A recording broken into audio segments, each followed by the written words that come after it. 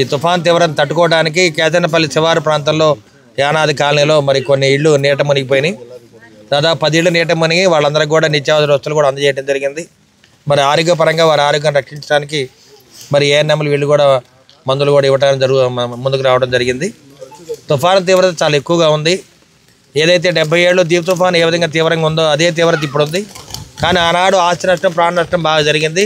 కానీ వాళ్ళ ఆస్తి నష్టం ప్రాణ నష్టం జరగకుండా ప్రజలకి ప్రభుత్వం అందుబాటులో ఉంది. కలెక్టర్ కానీ ప్రభుత్వ అధికారులు మీడియా సోదరులు అందరూ కూడా ఎప్పటికప్పటికి మరి ఇవన్నీ కూడా తెలియజేస్తూ ఉన్నారు. తుఫాన్ తీవ్రత ఎక్కువ ఉంది కాబట్టి లోతట్టు ప్రాంతాల్లో ఉన్న అందరూ కూడా మరి పునరావాస కేంద్రాలకి తరలిస్తూ ఉన్నాము. అదేవిధంగా తాగునీరు కానీ మరి ఆహార పదార్థాలు అన్నీ కూడా అందుబాటులో ఉన్నాయి. ప్రజలకు ఎటువంటి ఇబ్బంది లేకుండా తుఫాను తీవ్రతను ఎదుర్కోవడానికి ప్రభుత్వం సిద్ధంగా ఉంది. స్థానిక రాజకీయ నాయకులు వీళ్ళందరూ కూడా ముందుకు రావడం జరిగింది. ఉమ్మడి కుటుంబంలో ఉన్న నాయకులందరూ కార్యకర్తలు నాయకులు ప్రజలకు అందుబాటులో ఉండి లోతట్టు ప్రాంతంలో ఉన్న ప్రజలకి అందుబాటులో ఉండి వాళ్ళకి పునరావాస కేంద్రాలు తరలిస్తూ ఉన్నాము. ఎటువంటి ఇబ్బంది లేకుండా వాళ్ళకి అందుబాటులో ఉంటామని చెప్పి ప్రజలకు తెలియజేస్తున్నాము. ప్రజలు ధైర్యంగా ఉండాలి. ఎందుకంటే ఈ తుఫాన్లు ఇట్లాంటివి వస్తూ ఉంటాయి కాబట్టి మరి ప్రకృతికి వ్యతిరేకంగా మనం ఏం చేయలేము.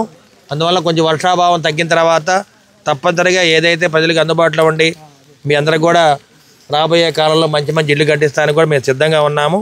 మరి ఇవాళ యానాది కాలనీలు ఇంతకుముందు కూడా టార్ప్లిన్ పట్టాలు ఇవ్వడం జరిగింది. కరోనా టైంలో కూడా మీ అందరూ కూడా కాపాడుకోవడం జరిగింది కాబట్టి మీరు ఎటువంటి ఇబ్బంది లేకుండా ధైర్యంగా ఉండండి. మీకు అందుబాటులో మేము ఉంటాము.